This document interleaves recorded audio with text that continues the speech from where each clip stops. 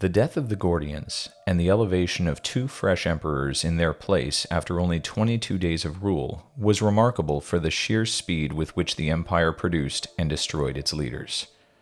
The year 238 is remembered by historians as the year of the six emperors.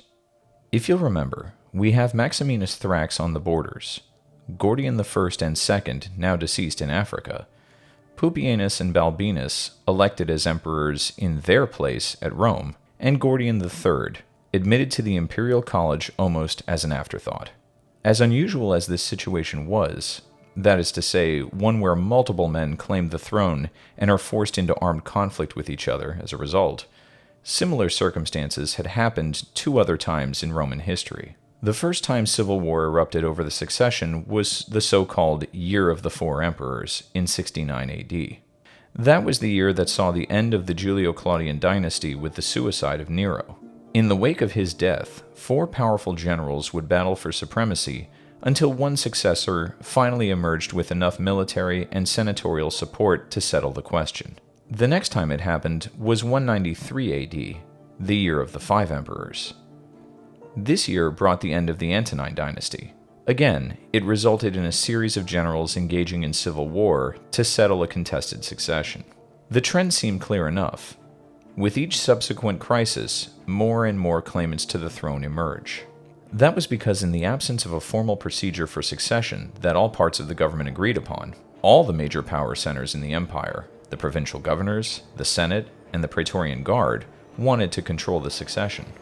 Even if the empire had both a constitution and a plan for the succession, it is not clear that either would have stood the test in a world where generals, governors, and emperors relied on a combination of charisma, money, and military victory to maintain the loyalty of the troops under their command. When the Senate elected Pupienus, Balbinus, and Gordian III as senior and junior colleagues in empire respectively, it made sense that the emperor better versed in military affairs would be the one dispatched to face Maximinus in the field. Pupienus' biography is difficult to piece together. The Historia Augusta provides some information about his birth and upbringing, little of it trustworthy. It claims that he was the son of either a blacksmith or a carriage maker, and that he was able to elevate his station in life via a military career, which catapulted him to the highest levels of Roman government. This story seems to contradict Herodian, who claims that Pupienus was born into a noble Roman family. Whichever the case, Pupienus had formerly served as the governor of Germania and had scored military victories against the barbarians that lived beyond the Rhine River. For this reason, he seemed the best suited to lead the defense of Italy from the forces of Maximinus Thrax. He set out from Rome towards Ravenna, picking up loyal military units on his way and folding them into his growing army. Meanwhile, Maximinus spent the winter of 238 in Sirmium, a garrison town not far from the Danube frontier in Pannonia, or modern-day Serbia. When news of the Senate's actions reached the winter quarters, Maximinus made hasty preparations to march on the capital. Several large cities stood between Maximinus and Rome. For his invasion of Italy to be successful, he would need to move quickly and efficiently. In the best case, he could march on Rome and immediately return his forces to their stations at the borders of the empire. That's because if he were to march the better part of the border forces away from the frontier, it would only be a matter of time before the various barbarian tribes took notice and capitalized on the softened border, thus invading Pannonia all over again. If you'll remember all the way back to part 1 of this series, it was barbarian raids of this sort from across the Danube and Rhine that swept Maximinus into the role of emperor in the first place. Provoking another series of border incursions very well could prove to be an existential threat to his reign. In order to avoid such an outcome, speed would be the key factor in the next series of maneuvers. Maximinus pressed his army westwards towards the foothills of the Alps until he reached the town of Emona. Finding it abandoned, the emperor was encouraged. He believed that all towns would open their gates and/or flee from his approaching army. And indeed, most of the towns and villages in his path did likewise, until he reached the next major city, Aquileia. Aquileia was of particular strategic importance to virtually any Roman war effort because of its position as a seaport with ready access to the Danube frontier. Roman armies deployed to the Danube frontier relied on Aquileia as a trading post and supply depot. Food could be shipped to Aquileia from as far away as Egypt. The road network allowed for the movement of troops and equipment to the Danube frontier, or even further north to the Rhine. Naturally, all of this provisioning needed a class of merchants and government functionaries to coordinate everything. There's reason to believe that those same merchants and officials had strong economic and familial ties with the Senate in Rome. It was those social ties that led the citizens of Aquileia to resist Maximinus when he began his siege. The attack began by ravaging the lands surrounding the city. He destroyed much of the suburbs, mining the wooden structures for building material. With all this recovered wood, Maximinus ordered his engineers to build siege engines of every kind. When the army wheeled these siege machines into place, the Aquileians wrapped arrows in oil-soaked rags, lit them on fire, and then shot them into the siege engines. The arrows, embedding themselves deeply into the salvaged wood, immediately caught the machines on fire, and they were totally destroyed. With this success, the prefect of the city rallied the population to the side of Pupienus and Balbinus. As the siege continued, the only people suffering were the troops in Maximinus's army. Some in the army were able to build little hovels to protect themselves from the elements, but most of the troops slept in the open air. Food grew scarce, and starvation and disease began to set in. It seems that, in his haste to attack, Maximinus failed to adequately prepare his army for a long siege. While the army starved, the people of Aquileia feasted. The city, after all, was a supply hub for the army, and it was stocked with food and equipment. Maximinus's reaction to all of this was not good. The emperor was known to fly off the handle in the best of times, but his anger and paranoia blossomed under the current circumstances. He began to alienate key officers in the army, blaming them for the poor performance of the siege. The besieging army began to feel itself besieged. Those forces still loyal to the Senate spread rumors in Maximinus's camp that all of Italy was united against them, and that even if they did take Aquileia, there would be many more sieges to come before they reached Rome. Surely, allied barbarian troops would attack their rear at some point before they reached the capital. The soldiers' suffering only increased because their only source of water was a river that flowed just beyond the walls of Aquileia. After a few skirmishes near the walls, the river became polluted with the bodies of the slain from both the army and the city. Lack of food and water and shelter had the effect of dividing the loyalties of the troops, and there emerged pro- and anti-Maximinus factions in the camp. One day, a cabal of soldiers from the 2nd Legion met secretly. They shared their disaffection with the siege and began to wonder out loud what could be done about the situation. Gordian tells us what happened next. Pantotapes un aporias kai dustumias ton straton. During a lull in the fighting, when most of the soldiers had gone to their quarters or their stations, Maximinus was resting in his tent. Without warning, the soldiers whose camp was near Rome at the foot of Mount Alba, where they had left their wives and children, decided that the best solution was to kill Maximinus and end the interminable siege. They resolved no longer to ravage Italy for an emperor they now knew to be a despicable tyrant. Taking courage, therefore, the conspirators went to Maximinus's tent at about noon. The imperial bodyguard, which was involved in the plot, ripped Maximinus's pictures from the standards. When he came out of his tent with his son to talk to them, they refused to listen and killed them both. They killed the army's commanding general also, and the emperor's close friends. Their bodies were handed over to those who wished to trample and mutilate them, after which the corpses were exposed to the birds and dogs. The heads of Maximinus and his son were sent to Rome. Such was the fate suffered by Maximinus and his son, who paid the penalty for their savage rule. So ended the reign of Maximinus. He ruled the Roman world for 4 months.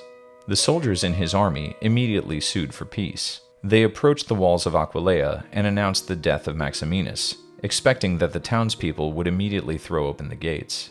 The people of Aquileia brought out statues of Pupienus and Balbinus, informing the soldiers that the Gordians were already dead, and that the Senate had appointed these 2 new men as their emperors. They demanded that the whole army swear oaths of allegiance to the statues.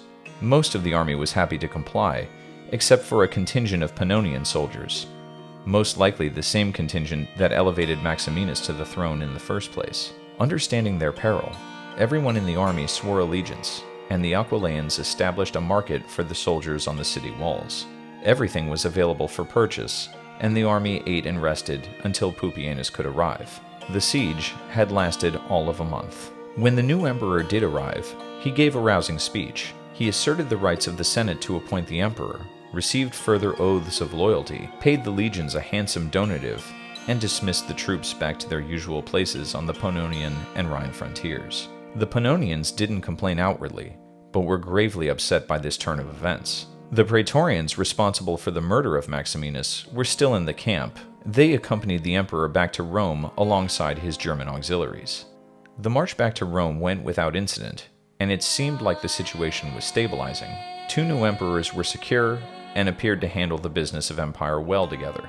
But this was only the appearance of concord, as both Augusti coveted sole rule. The palace had seen discord in the imperial college before, most recently during the joint reign of Caracalla and Geta in 211 AD. During their relatively short co-rule, each emperor suspected the other of murderous intent. As a result, they split the palace in two and stationed armed guards at the border between the two halves. Pupienus and Balbinus soon did likewise. Balbinus apparently feared Pupienus's relationship with his German auxiliaries, assuming that, should he want to rule the empire on his own, he had ready recourse to a local military force loyal exclusively to him. Balbinus wasn't alone in this fear. The praetorians also assumed that sooner or later Pupienus would have them replaced in favor of the Germans, just like when Caracalla and Geta's father, Septimius Severus, had punished the praetorians of his own day for their murder of Pertinax. After all, the current praetorian guard was implicated in the murder of Maximinus, and murdering the emperor was highly illegal. The praetorians began to conspire. Their plan was to do away with the aged emperors and elevate Gordian III to sole rule. Whoever controlled the boy would then have control over the empire. Word of the conspiracy got back to Pupienus, who immediately notified Balbinus. Since relations between the two had soured, a coordinated response proved to be impossible. Balbinus took the warning as a ruse. He feared that Pupienus would use a manufactured uprising as an excuse to seize the throne for himself with his German bodyguard. Herodian describes the scene at the palace. In hode peri tuton dia ferondai. While the two men were arguing, the praetorians rushed in with a single purpose. When the guards at the palace gates deserted the emperors, the praetorians seized the old men and ripped off the plain robes they were wearing because they were at home. Dragging the two men naked from the palace, they inflicted every insult and indignity upon them. Jeering at these emperors elected by the Senate, they beat and tortured them, pulling their beards and eyebrows and doing them every kind of physical outrage.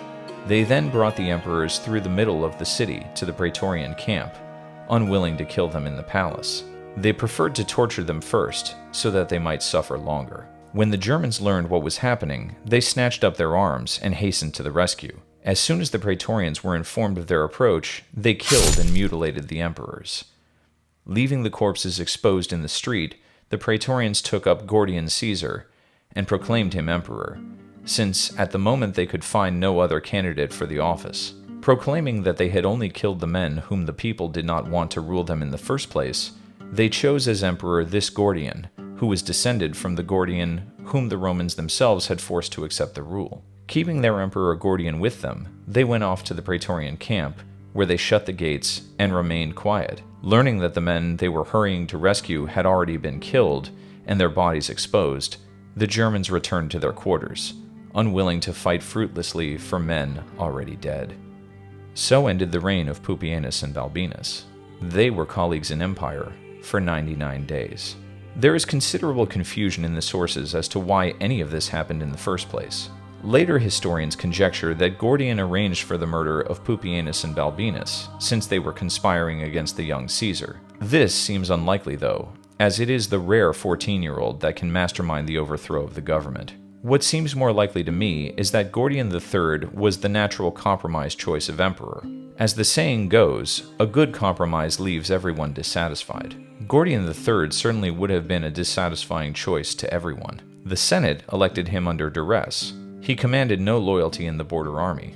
The praetorians probably assumed that the boy could be controlled as a puppet and would gladly do their bidding. Herodian, our most trustworthy source for this time period, ends his 8-volume history with Gordian III's elevation, leaving us with only later, less reliable historians to tell us about his reign. The Year of the Six Emperors illustrates the many problems inherent in the Roman system of government. While there were several historical precedents for the chaos of 238 AD, never before had so many claimants to the throne emerged during a crisis of imperial succession. That said, it's hard to imagine how such a crisis would have been avoided. If perhaps Alexander Severus was a better general and not lost his Persian campaign, or if he was a puppet of his father instead of his mother, then maybe the Severan dynasty could have continued, thus avoiding the trouble altogether. Conversely, once Maximinus was elevated to empire, there would never be any acceptance of his reign outside of Thrace. Unfortunately for the Romans, this particular crisis of succession came at the absolute worst possible time. Whoever won legitimacy would be forced to deal with the twin threats of German and Persian invasions of the empire. That meant the task fell to Gordian III and his circle of advisors. The sources don't tell us who these people were for the next 2 years of his reign, but they do mention an imperial functionary, Timotheus, who somehow gained access to the emperor and managed to marry his daughter to the boy. Gordian III's father-in-law became the de facto power behind the throne and would coordinate the Roman response to the fresh Persian invasions of the empire. But that is a story for another episode.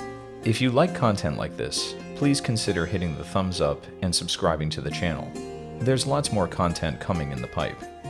I'm Matt Lupu. Thanks for watching.